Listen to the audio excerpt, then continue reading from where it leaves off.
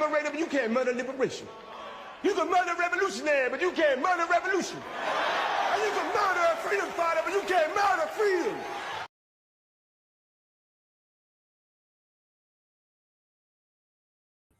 Hello, everyone, and welcome to the Art of Political Discourse. Let's get right to it. This is a two-part presentation.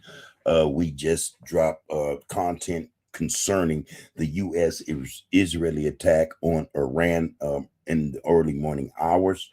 That attack was supposedly orchestrated by the U.S. and Israeli governments. Two-pronged attack. The U.S. would strike all military sites, missile depots, launching sites, things of that nature, while Israel went after the surgical strike of decapitating the Iranian regime's leadership.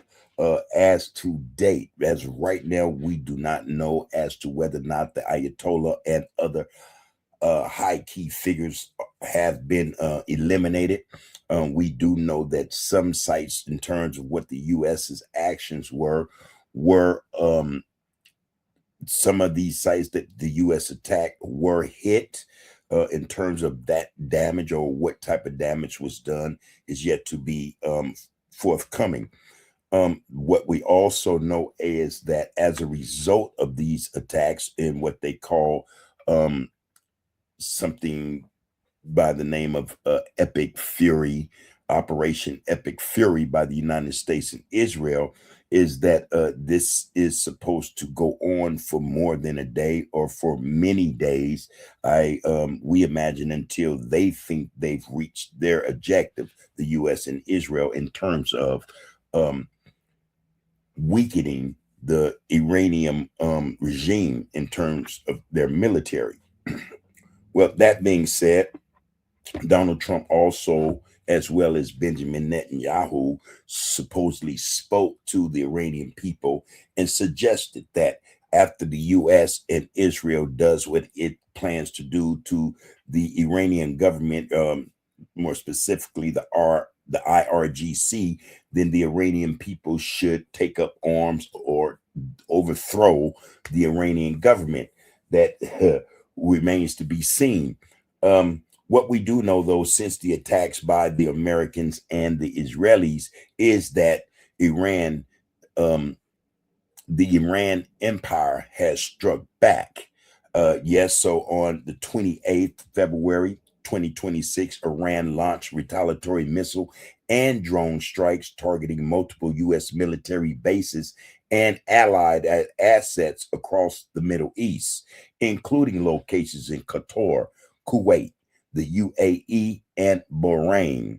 These strikes follow joint U.S.-Israeli operations against Iran, resulting in minimal damage to U.S. installations and no reported U.S. casualties.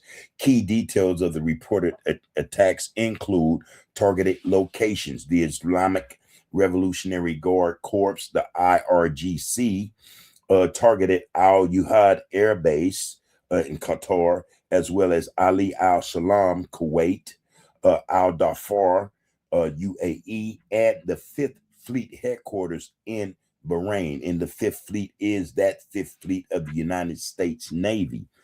Nature of the strikes part of Operation Truthful Promise. This is initiated, or this is Iran's response to Operation Epic Fury. And it involved hundreds of missiles and drones, with some being intercepted by defense systems, according to the BBC. Damage assessment: why IRGC claimed direct hits. U.S. Central Command reported minimal damage to installations and no American casualties.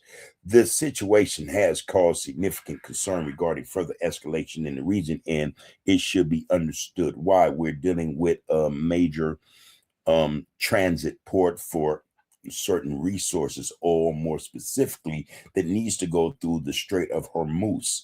That being said, Iran had let on earlier on that any attack against their country or its regime will result in retaliatory strikes on those facilities, bases, mostly military bases, and those countries that support military,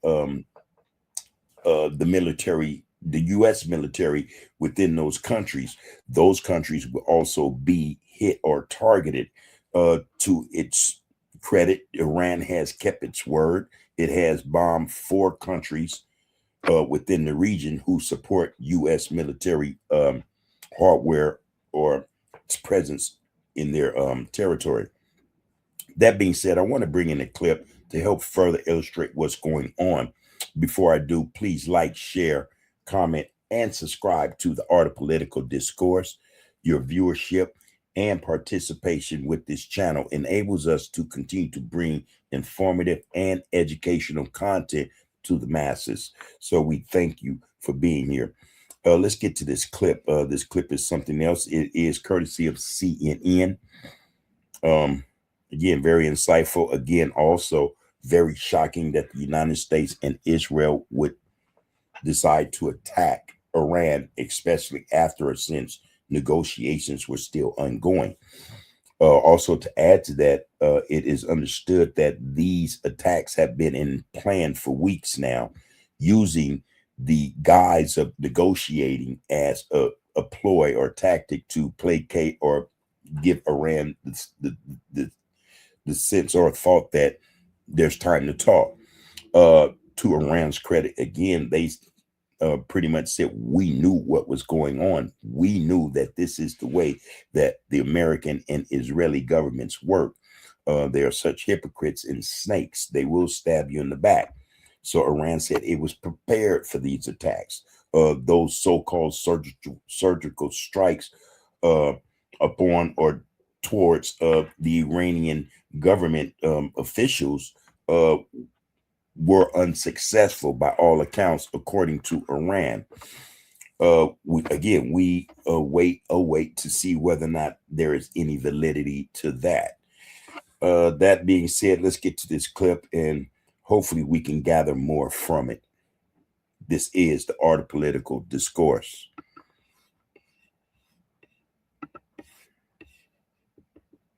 A missile fragment falling to the ground and exploding in Doha, the capital of Qatar.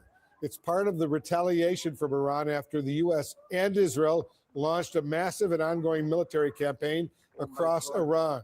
U.S. embassies across the region are now telling Americans to shelter in place, and just in, the State Department is now urging all U.S. citizens in Lebanon to get out while commercial options are still available. Let's go live right now to CNN's Paula Hancock, who's joining us from Abu Dhabi. Paula, you and your teams are hearing new explosions where you are all the time, right? Yes, Wolf, there was another wave of incoming missiles, or at least we heard the blasts of what we assume to be the interceptions by the defense here in the UAE. This has been happening for hours now, so we're certainly seeing no let-up in the retaliation from Iran. We've heard from the Ministry of Defense here in Abu Dhabi saying that they have been intercepting missiles. They also say that one person has been killed by falling debris after an interception. We've seen images of smoke near the Al Dhafra base here in Abu Dhabi as well. So potentially not all of those missiles were intercepted, but we're certainly seeing no let-up in this retaliation. We've seen it as well in Doha, in Qatar. They just recently had another wave of incoming missiles. Officials there saying that they are intercepting them as they come in. There are shelter-in-place orders across the Gulf nations. Airspace has been closed. We know in Bahrain, where the U.S. Navy's Fifth Fleet is based, that they have been targeted as well. And the same in Kuwait. We have heard reports in Jordan as well. There is anger as well as concern amongst these Gulf nations that they have become targets themselves. Many of them had said to the United States they were unable to use their bases if they were going to strike Iran. They had said that their airspace must not be used, as well as they wanted to put some distance between themselves and what the US president was ultimately going to decide. Well, that I think on those countries' behalf is stupidity. The only way to prevent such a thing from happening is to remove the presence, the U.S. military presence from your area. That's one way of dealing with that, to say, or you'll be saying to Iran and others who are watching, we have nothing to do with this. These strikes won't be executed from our soil. You know, we're sovereign in this. We have nothing to do with it. However, instead, they allow U.S. military forces and the Israeli military forces to occupy certain areas of their land in order for strikes like this to occur. Again, it just boggles the mind that some countries are willing to allow themselves to be dragged into a conflict that could spill over or spread across the globe. To cry foul now, it makes very little sense. These countries knew what the consequences were. However, they decided to go along with whatever the United States and Israel demanded. To cry foul now and again, I think it's just it's idiocy. It's just stupidity. They will have a choice to make, and it's obvious that they've already made their choice in terms of what side they are on. Or are they with the U.S. and Israeli side, or are they neutral, or are they on the side of Iran? One thing is for sure, again, the U.S. and Israel is on a mission to not actually make that region safer by getting rid of Iran. It is to make it safer, but for who? So that who can do what they choose to do? That is the real question. That is what people are missing. What is the real issue behind all this mess between Israel and Iran? Some are saying that it's because of Iran that Israel has not been able to take over the whole region. A lot of people would think that, or say that, no, well, there's Saudi Arabia and there's these people. These people are their governments, and their politics and people are entrenched with Israelis. There is proof to that. You know, Israeli has strong ties and a foothold in most of those Arab countries. So again, this attack is to remove the Iranian regime in order for Israel to be able to get a greater foothold into the Middle East region. It is no secret that their ambition is to take all of Palestine and to spread into parts of Egypt as well as Saudi Arabia. So you people are digging yourselves a hole, you know, at least that is the thought, you know. Most of the thoughts surrounding this issue with the U.S. and Israel against Iran has more to do with Israel thinking or feeling like they're being prevented from taking over the region. It's just that simple. Let's get back to this clip. To do. We've heard statements, for example, from Saudi Arabia saying that they give the strongest condemnation of this blatant and cowardly Iranian attacks, also pointing out that there have been incoming into Riyadh and the eastern province. But again, they have nothing to say about Israel and the United States bombing Iran. Why not? You know, why not? They had nothing to say about one of the Israeli bombs hitting a school and killing 40 children. Why would they not, you know, condemn that? You know, and so again, it's on the face of it, you know, there's this, but there's something beneath all this going on that the public, the world does not know. And Israel, as well as the United States, does not want them to know.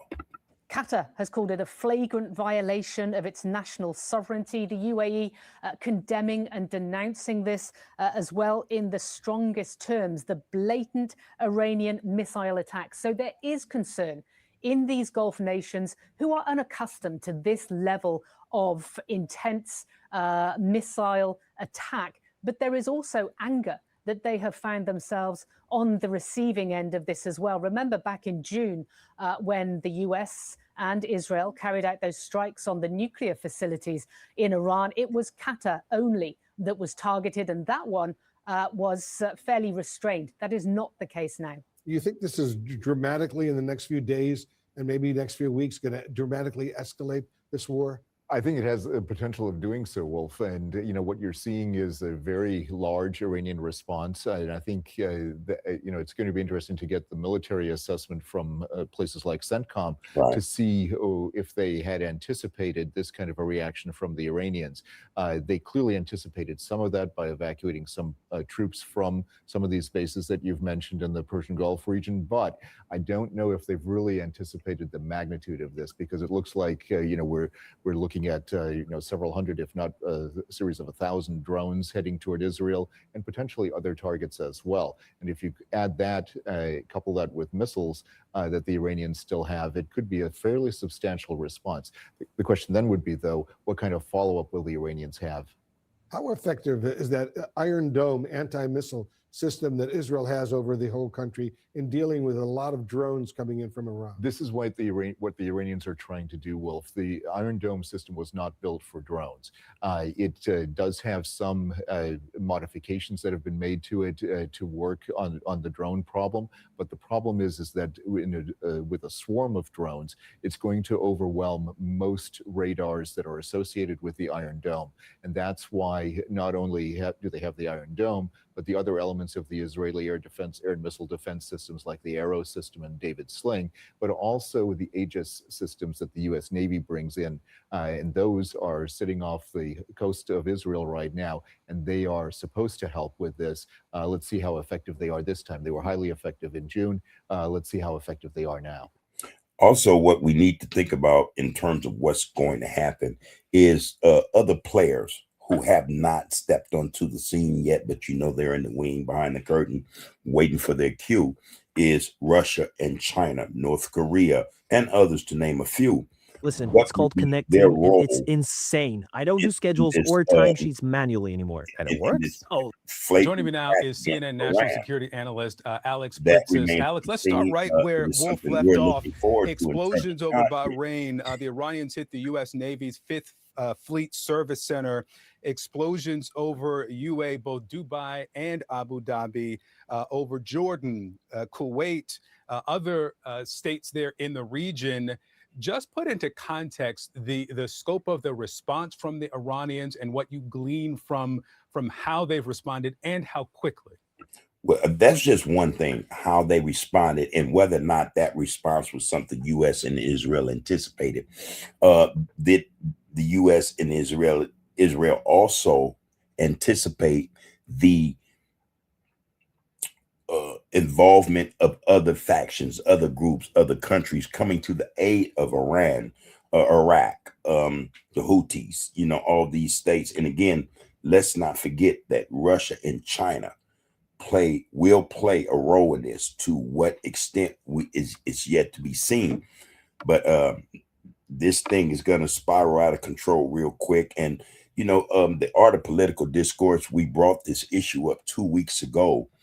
We had predicted or determined that war was coming in spite of what President Trump was saying. We knew that most of what he says are lies.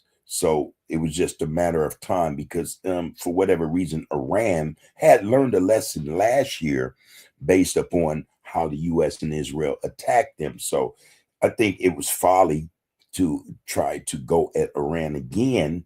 And in this joint effort, like I said, two-pronged attack, one side attacking the military and its apparatus, its infrastructure, the other attacking the apparatus of the Iranian government. Again, same thing, different day, the belief is that, or the thought is that Iran was fully aware of these attacks, and not just fully aware, but prepared. So let's see what really happens, or what's going to happen in the next few days. And I think it's going to shock a lot of people.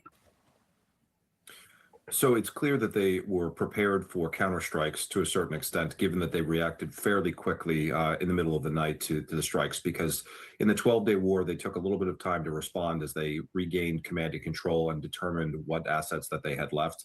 And they took 5 days to respond after Qasem Soleimani was assassinated. So this is clear that there had been some pre-planning that was done. And as you mentioned, The countries that were attacked here specifically are where we have specific bases.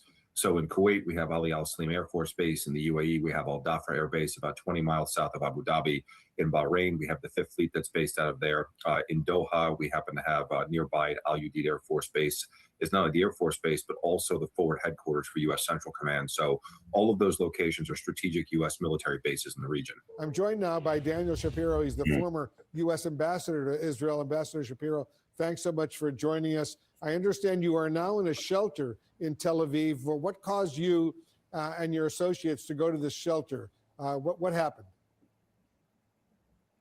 Thanks for having me, Wolf. So early this morning, for the first time, a siren sounded, and where I was staying, we all rushed to a shelter. That's now happened about 7 or 8 times today here in central Israel. The last one, which just occurred a few moments ago, was followed by a series of booms. Sometimes which is an interception of an incoming missile. And earlier in the day, we heard 1 or 2 of such booms. But in the last round, we heard over 2 dozen. So it seems that the Iranians have changed their tactics as the day has gone on, from individual or small numbers of missile attacks to at least the last one being a larger salvo, which they've used in the past to try to saturate and penetrate Israeli air defenses. Do you get a sense that the Iranians and their missile attacks, their drone attacks, are going after specific Israeli military targets, or just launching them to kill people and destroy as much as possible? It's impossible for me to know from the places I've been able to be today exactly what they're targeting. In the past, they have put a lot of emphasis on military targets, intelligence targets, but some civilian targets. There are still buildings destroyed in central Tel Aviv from the war last June. So, and because Israel's a small country and a lot of civilian population lives alongside various other installations, and these missiles are not that accurate, it's entirely possible that they could shoot for a security target and hit an apartment building or a neighborhood. So they're probably going to cause as much damage as they can, given the pressure they're under from combined U.S. and Israeli strikes that the president announced this morning. Clearly a lot of targets for the Iranians in the Tel Aviv area, and good luck over there. Just stay safe. What do you think regime change in Iran potentially could look like? Do you see a clear path to who might actually take over if there is regime change? Well, that's putting the cart before the horse, I think. And again, I think that's one of the problems, especially with Donald Trump, that he makes, or this government under administration makes. They always start, they're good for putting the cart before the horse. These outcomes aren't etched in stone. No one knows what the outcome will be. And because you have supposedly superior weapons or firepower, does not guarantee you a victory. It just doesn't. There are too many other factors at play that don't get written into the script or the plan for victory, you know? So thinking about regime change and all that stuff, you know, that's putting the cart before the horse. Let's see how this turns out. Let's see whether or not the Iranian regime, the Iranian government, the IRGC will be able to hold its own against the United States and Israel. Again, also, we await to see whether or not Russia and China will in some way not intervene, but become involved. So that being said, we like to ask that you like, share, comment, follow, and subscribe to the Art of Political Discourse. We appreciate your viewership and your participation. Again, it helps us to bring to you more informative and educational content.